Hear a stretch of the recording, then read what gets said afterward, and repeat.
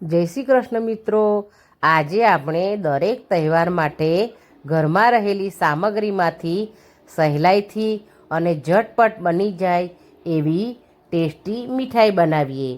જો તમને મારી મીઠાઈ બનાવવાની રીત ગમે તો તમે વિડીયોને લાઈક કરજો અને વધુમાં વધુ શેર કરજો.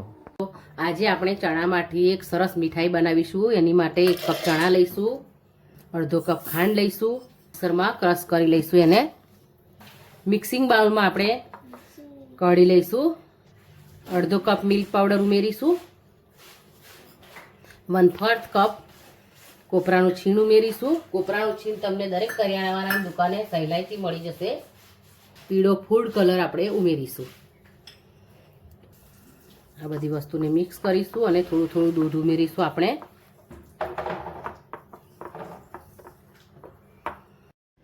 આવું ડો જેવું મિશ્રણ તૈયાર કરીશું.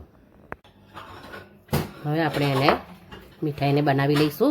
ઘીવાળો હાથ કરી પેંડા જેવો શેપ આપી દઈશું. આ રીતે બધી મીઠાઈ બનાવી લઈશું. જોઈને જ ખાવાનું મન થઈ જાય એટલે મીઠાઈને પિસ્તાથી સજાવી દઈએ. તૈયાર છે આપણી ટેસ્ટી ચણાની મીઠાઈ. કોઈ જોઈને કહેશે પણ નહીં કે આ ચણામાંથી બનાવી છે. તમે ચોક્કસ એક વખત ટ્રાય કરજો મીઠાઈ બનાવવાનો. ખૂબ જ ટેસ્ટી બને છે. આ મીઠાઈ ખાવામાં તો ટેસ્ટી છે જ, સાથે સાથે ફ્રીજમાં રાખશો ને તો 4-5 દિવસ સારી રહેશે.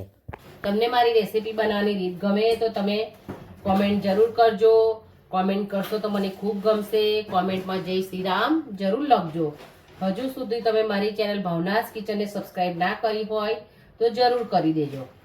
આપણે ફરી મળીશું મારી નવી રેસીપી સાથે. ત્યાં સુધી થેન્ક્સ ફોર વોચિંગ.